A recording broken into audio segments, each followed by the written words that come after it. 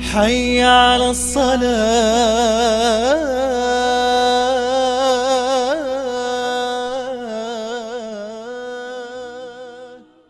الله أكبر الله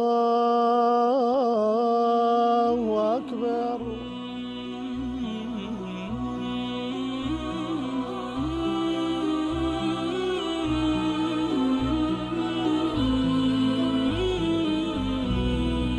حي على الصلاة. بسم الله الرحمن الرحيم. الحمد لله والصلاة والسلام على رسول الله وعلى آله وصحبه ومن والاه. لخزمتانين لبابتي نجا أمرو باسی شتێکی زۆر گرنگەکەین کە لەوانەیە نوێژەکەمان هەڵوەشێنێتەوە، ئەویش گرێبەست لە کاتی نوێژە. چی؟ گرێبەست لە کاتی نوێژە. یعنی مامۆستا ئینسان جایزە کۆنتراکت و مقاولات کا لە کاتی نوێژە؟ بەڵێ. نوێژ بە گرێبەست دەست پێیەکە خۆشەویستەکانم. بەڵێ بەڕێزەکانم، نوێژ بە گرێبەست دەست پێیەکە. بەندەکانی اتفاقێکە لە بینی دوو تەرەفایە. تەرەفی یەکەمیان عەبدێکی داماوی زەلیلی کچووکی هیچ لە بارانە بووە. تەرەفی دووەمیان خالقی ئەرز و ئاسمانەکانە کە پێوتێ ڕەب العالەمین. خۆی گەورە فەرمێت نوێژم دابەش کردۆ لە بینی خۆم و عەبدەکەمە. عەبدەکەشم چی ویست بیدەنێ، واتە ئەگەر بڕگەکانی ئیتیفاقیەکە و مقاولاتەکە و کۆنتراکتەکەی وەکو خۆی جێبەجێ کرد،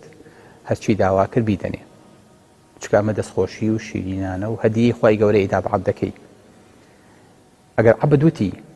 الحمد لله رب العالمين، خۆی گەورە فەرمێ حەمیدەنی عەبدی، عەبدەکەم سوپاسی کردم. إذا قال الرحمن الرحيم قال مجدني عبدي. إذا قال مالك يوم الدين قال أثنى علي عبدي. أقولتي الرحمن الرحيم، خواهي قولا فرمي عبدكم بقوري دانا. مالك يوم الدين، خواهي قولا فرمي تمجيدي كردم عبدكم. يعني توك لك حضوري خواهي قولا وسطاوي خوش ويستكم أوا دستو نظر، چونکە قورئانە بێ بە پێوە بخوێنرێ، چونکە جایز نییە قورئان لە کاتی ڕکوع و سوجوودە، چونکە بەرزترین کەلامە ئەبێ لە بەرزترین ئاستا بخوێنرێ. بۆیە لەرەنیا فاتحە ئەخوێنی. فاتحە تەنها فاتحای کتاب نییە، تەنها فاتحەی قورئان نییە، فاتحەی نوێژیش ئەبێ بەمە دەست پێ بکەی. لا صلاة لمن لم يقرأ بفاتحة الكتاب. نوێژ نییە بۆ ئەو کەسێک کە فاتحەی تیانە خوێندە بێ، واتە ئیلا ئەبێ بە ناچاری فاتحە بخوێنی،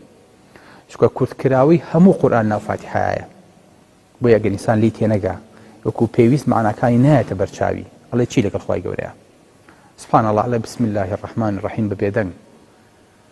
دوای فەرمێ الحمد لله رب العالمین، سوپاس و ستایش و گەورەی بۆ ڕەبی عالەمین، بۆ خوای جیهانیان. کام خوایە؟ الرحمن الرحیم، خوایەکی بەخشندە بۆ دنیا، بەخشندەتر بۆ قیامەت و بەردەوامتر. جا فەرمێ مالکی یوم الدین، خوای گەورە مەلیک و مالیکی ڕۆژی دواییە، ئەو ڕۆژەی کە ڕقاب و گەرنی عەبدەکان هەبووچنەوە بەردەسی. هیچ کەسێک ناتوانێت لە مەلادا کە ڕۆژێ لە ڕۆژان لە بەردەسی خوای گەورەیە یەومە یەقوم الناس لرب العالمین، واتە قیامی ئێرە یەکسانە بە قیامەتی دوێنێ، باتە قیامی ئێرە یەکسانە بە قیامەتی سبەینێ، کە ئینسان لێرە وەستا لەو لازینۆکرێتەوە ئەوەستێنرێتەوە جارێکی دە بەرامبەر بە پەروەردگاری. لێرە دوورتر لەوێ نزیکتر، بەڵام ئێمە نزیکەی بینین، وەکو خوای گەورە فەرمێ ئینەهم یەڕەونەهو بەعیدا بەڵام وەنەڕاه قەریبا، ئێمە ئەمە بە نزیکە بینین. بۆی هەر کاتێ ئینسان بەرامبەر بە خوای گەورە وەستا، خوای گەورە ڕوو ئەکاتە ڕووی عەبدەکەی، بە شێرتێ عەبدەکە ڕووی وەرنەگێڕێ، دڵی وەرنەگێڕێ، خەیاڵی نەڕوا. ئەگەر عەبدەکە لەگەڵ خوای گەورەیە ڕاست بوو، ئیتیفاقیەکەی ڕاست بوو، تۆ لە کاتی ئیتیفاقیە چەند بەوردی دانیشیت، چەند جوان سەیری بەندەکانەکەیت، لە جوان بیخوێنەرەوە، دوایی گلەی نەکەیت، دوایی ئیمزا لەسەر ئەم عەقدەکەیت. ئێستا تۆ هاتوویت سێ بڕگە ئەڵێی الحمد لله رب العالمين الرحمن الرحيم مالك يوم الدين، ئەنجادی ئیتیفاقێکە مۆرەکیەکە تەنێ بێ بڕگەی سەرەکی کە بە دوو خەتی گەورە بەژێریە ئەنووسرێ ئەڵێ ئیاکە نەعبود خوایە ئێمە تەنها تۆ پەرستین و تەنهاش داوا لە تۆ ئەکەین و ئیاکە نەستەعین تەنهاش داوای یارمەتی لە تۆ ئەکەین ئەمەیە کە ئەرز و ئاسمانی لەسەر وەستێنراوە ئەمەیە کە تەوحیدی بۆ هاتووە ئەمەیە کە ئینسان لێیلادا ماڵوێرانی و قوربەسەری چاوەڕێیەکە تەنها و تەنها ئیاکە تەنها و تەنها تۆ هیچ کەسێکی تر نا خوایە جان تەنها هاوارمان بۆ تۆیە تەنها داوامان لە تۆیە تەنها ڕزقمان لای تۆیە کوڕ و کشمان لای تۆیە ژیان و بردنمان لای تۆیە تەندروستی نەخۆشیمان لای تۆیە خۆشی و ناخۆشەکانمان لای تۆیە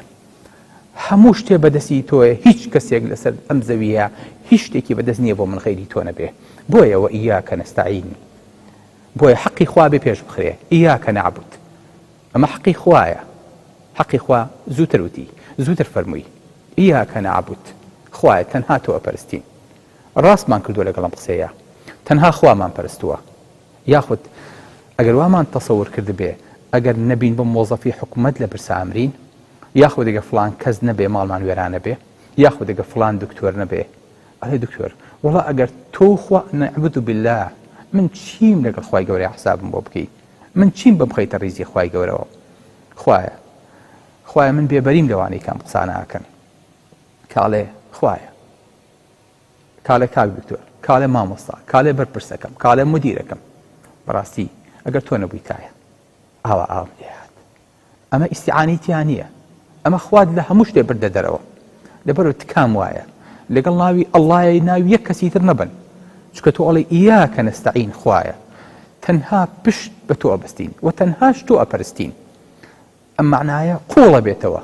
ئەبێ هەموو جومگەکانی ژیانی ئینسان بگرێتەوە هەرکاتە ئینسان بەم ڕۆحیەتە لەگەڵ خوای گەورەیە تەعاملی کرد بەم ڕۆحیەتە لە خوای گەورە حاڵی بوو زانی ئەڵێ چی زانی ئیاکە نەعبود یعنی چی خوایە تەنها تۆ ئەپەرستین ئیاکە پێشخراوە بۆ ئەوەی کە بێ بەعداتێکی حەسر لە پێشەوە یعنی هیچ کەسێکی تر لەگەڵ تۆ شایانی پەرستن نییە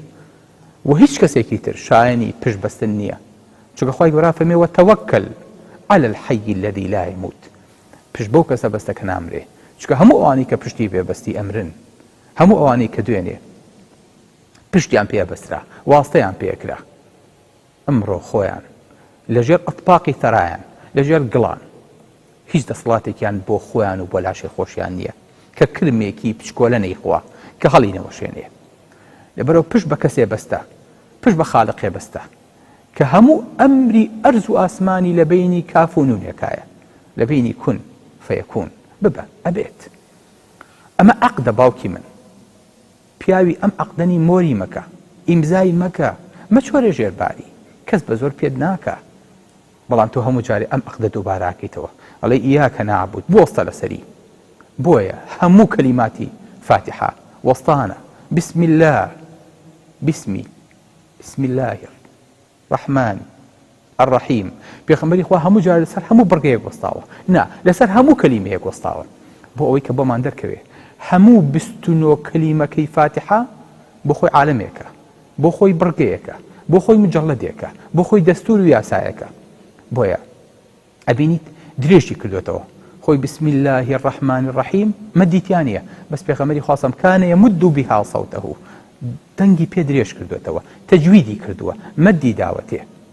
بۆ ئەوەی کە لە معناکانی تێبگەین بۆ ئەوەی کە هەسکی نەمانە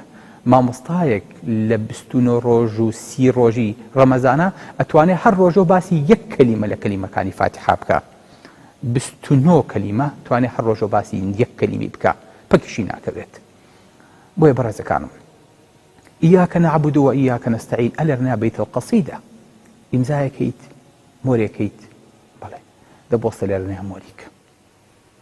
بەنۆشی جانی وەردەگرم پیاڵەی زەهری هەر نێشێ بە دەردی دڵ بچم گەربێ لە ئەمری تۆ دڵم بێشێ بۆم زانی لە باخە چقڵی گوڵ هەڵچەقیت دامێنی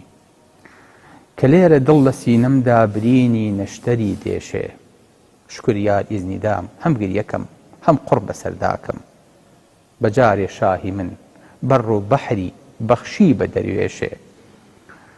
سبحان الله عليه خی گەورە کە ڕێگەی داوم فلمێسک بڕێژم خۆڵکەم بەسەرما ئەفەرمێ بەڕ و بەحرم بەڕ لە تۆز و خۆڵ پێک هاتووە کە ئیم بەسەرما قوڕە ئەی پێوم بەحریش لە ئاو پێک هاتووە کە فلمێسکەکانی منە ئەڵێ وازانم خی گەورە بەڕ و بەحری پێبەخشیوم اینجا فەرمێ سەنەت لە ئەخیرا فەرمێ سەنەت بێ مۆر و خەت داوای مەحەبەتکردنە مەحوی تەعەشق بێ دڵێکی داغدار و سینەی ڕێشێ لە مەحوی ئەو عەقدەی کە تۆ مۆرە کردووە سپیە هیچی تیا نییە بەڵام ئەم عەقدە و ئەم مۆرەی کە منەیکەم سینەیەکی داغدارێوێت کە هەمووی مۆر کرابێ و هەمووی ڕەش کرابێ بە نورەکە سوتابێ و دڵیش گەرم کرابێ و بەسەریا درابێ کە مۆری عەقدەکەی کردبێ وا فەرمێ دڵ سینە عەقدەکە مۆرەکەن لەگەڵ خوای گەورەیە چۆن سینە پاکە فەرمێ ئەوە ئەبێ ئاوای لێ بکەیت و بگریت و سینە و دادەڕی هەتا خەتی تێەکەوێ واتە نووسینی تێەکەوێ ئەی لە ئەخیرا بەچی مۆرێکی دڵت ئەوە گەرم بوو لە کۆڵ بووە بەدڵی خۆ مۆریەکی سەنەت بێ مۆر و خەت داوای مەحەبەتکردنە مەحوی تەعەشق بێ دڵێکی داغدار و سینەی ڕێشێ بەڵێ خۆشەویستەکەم ئەبێ ئەم عەقدە ئاوا مۆر کرێ دوای داوای چیەکی لە پەروەردگار ئەجا فەرمی ئیهدینە الصیراط ئەجا داواکارەکانی تۆ دەست پێکە لە چێ لە خالقی ئەرز و ئاسمان لە مالیکێکە هەموو شتەکانی ئەرز و ئاسمان و دنیا و قیامەتی بەدەستەوەیە جاڵی خوای گەورە ڕێگەی نەجاتمان پێنیشان بە صراط المستقیممان پێنیشان بە هیچێ صراط الذین أنعمت عەلەیهیم ئەوانەی کە نیعمەتە ڕژاندن بەسەرە ڕێگەی ئەوانەمان پیشان بە سبحان الله ئینسان هەر ئەوەی خۆشەکەوتە سەرم سکەیە بۆ خۆی ئەڕوا ڕێی لێون نابێ چۆن ئینسان لە بیابانێکە لە ظلوماتێکە لە شوێنێکی تاریکە چراکی لێ بکوشێتەوە بکەوێتە ناو ظلوماتەوە ئەستێرە و مانگیش نەبێ ڕێگەی پێنیشان بن بکەوێتە سەر ڕاستە شەقام و ئاوەدانیەک ئینسانەکەوێتە ئەو ئاوەدانیەوە ئەمە ئەم سیڕاتەیە کە تۆ بەدوایە گەڕیت ئەمەیە کە لە مەهلەکە و لە دارستان و لە جەنگڵستان و لە ناڕەحەتی و لە هەڵدێر نەجات هەیە هاتیتە سەر ڕاستە شەقامەکەی تر تۆ هاتیتە سەر خەتی سەریع ئەمەیە کە تۆ داوا ئەکەیت بەڵێ ئیهدینە الصراط المستقیم کامانە صراط الذين أنعمت عليهم ڕێگەی ئەوانەی کە نیعمەتە ڕژاندن بەسەرە کامانن من النبيين والصديقين والشهداء والصالحين وحسن أولئك رفيقا بەڵێ دعاکەت کرد بەڵێ جگە لە چێ غير المغضوب عليهم ولا الضالين دوو کۆمەڵ هێنایان بەدەم ئەم بانگەواز و بەدەم ئەم عەقدەوە یەکەمیان خەڵکێکن کە غەزەبیان لێ گیراوە ئەزانن و دوای ناکەون لە یەهود و لە غەیری یەهودیش دۆمیان گومڕاکانن لە نەسارا و لە غەیری نەساراش ئەوانن کە هەر نازانن پێیان بەمەلە بردووە عەقڵیان تەقەبولی ناکا حاڵی نابن ڕێگی ڕاستیان نەدۆزیوەتەوە تاو بەڵێ غەیر المەغضوب عەلەیهیم ولا الضالین تاو بەڵێ تۆ عەقدەکەی ئیمزا بکەی ئامین لەو سەرۆ چێ شایەتە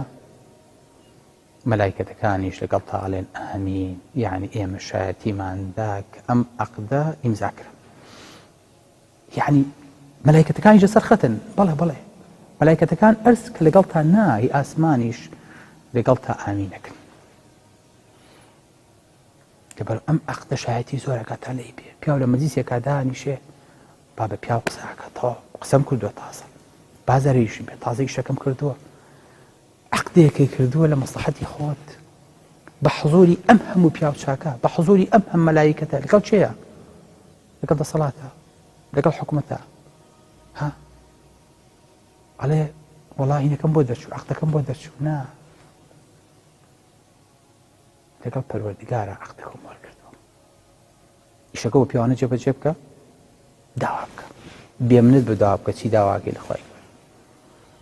دەبەر باوکجان ئیخلال بەو وعدە نەکەن کە لەگەڵ خوای گەورەیە بەستوتانە ئادەسیشی چۆن گرتووە ئەمە نیشانی عەقداگاتان لێ بێ